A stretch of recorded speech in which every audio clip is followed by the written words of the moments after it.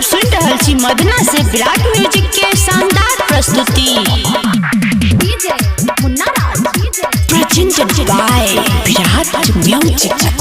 रंग ऊपर से डाली कि नीचे से डाली सुन काहे सर मैलू साली काहे सर मैलू जी बोल तू ही तो के रंग केने से हम डाली जी बोल तू ही तो के रंग केने से हम डाली जी।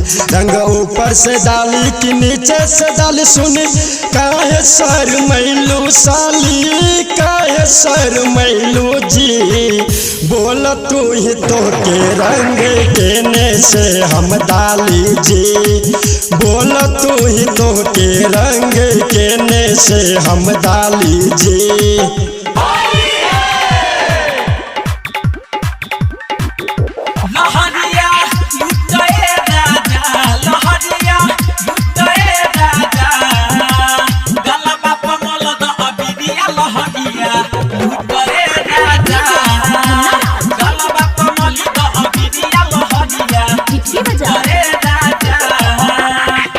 और है गिरा के तू तो जियते मुआ बलू आखिया मिला के दिल में आगिया लगबलू और है गिरा के तू तो जियते मुआ बलू आखिया मिला के दिल में आगिया लगबलू। रंग ऊपर से डाली कि नीचे से डाली कि गलिया पर मौली बोला गलिया पर मौली जी बोल तू ही तो के रंग केने से हम डाली जी बोल तू ही तो के रंग केने से हम डाली जी। Presented by Virat music.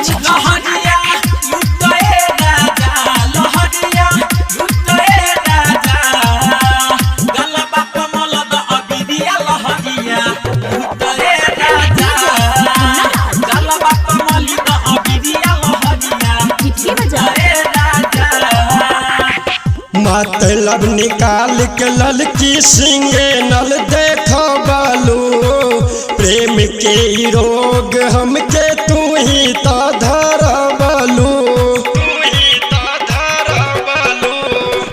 मतलब निकाल के ललकी सिंगे नल देखो बालू प्रेम के रोग हमके तू ही तो धरबलू।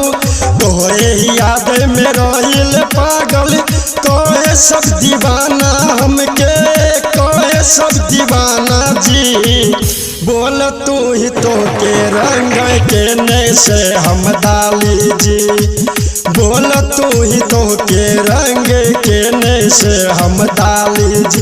रंग ऊपर से डाली कि नीचे से डाली सुन काहे सर मैलू साली काहे सर मैलू जी बोल तू ही तो के रंग केने से हम डाली जी बोल तू ही तो के रंग केने से हम डाली जी।